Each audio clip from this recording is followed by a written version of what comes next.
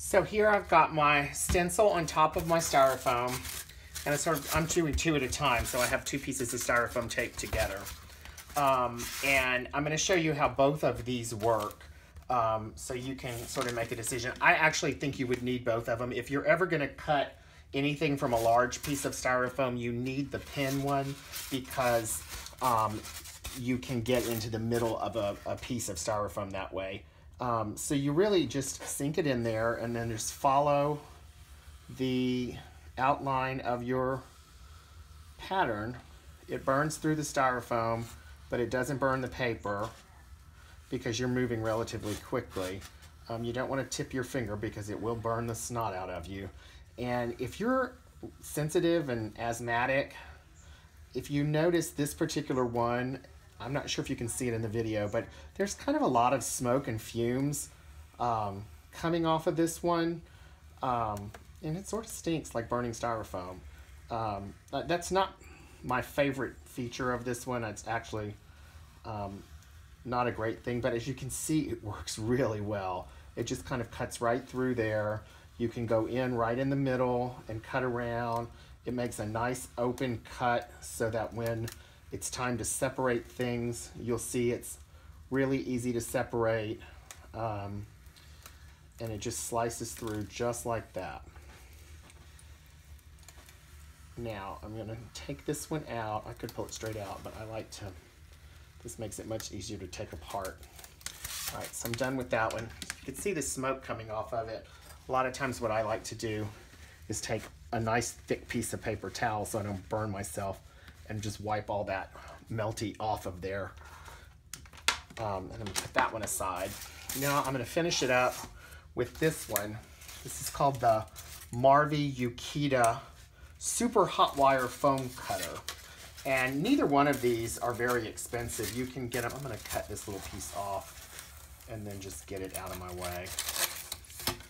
Neither one of these are very expensive. I'll link them on Amazon, which is where I got these. Interestingly enough, I ordered these on Amazon yesterday, and they delivered them today. So they're kind of amazing. So this one, you can see, cuts a much finer line. It doesn't make the smoke that the other one made. And sometimes you get a little off, and I just kind of go back.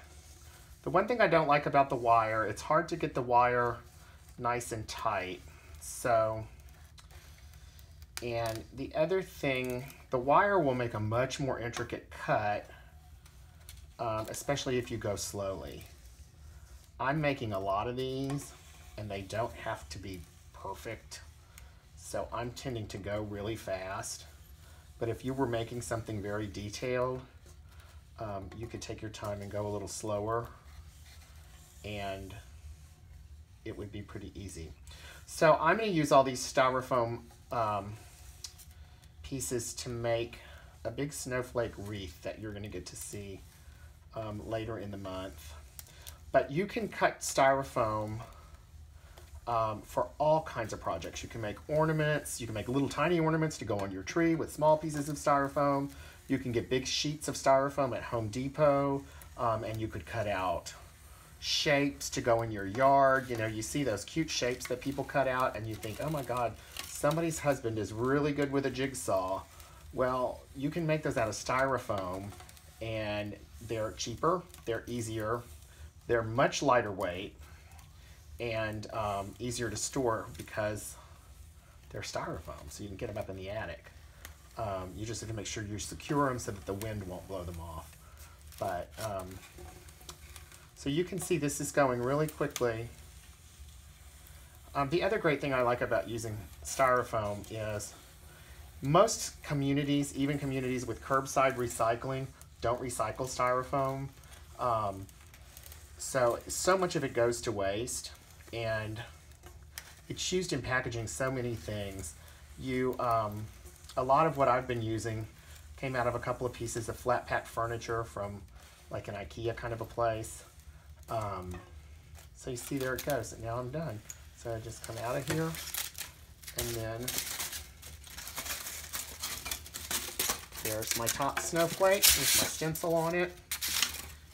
And here is my bottom snowflake. Just like that. So I'll put a lot more details, obviously, in the blog post. But this gives you some idea about how it works. Here's another little trick. Sometimes you get these little arms that break. And it's no big deal. I haven't ruined this. I always keep a couple of little toothpicks here. And anything like that that you break off, you can just put right back into place. And it's repaired, and you can't even, once it's painted and glittered, you won't even be able to tell. So hopefully you'll get a chance to try some of this if you're interested.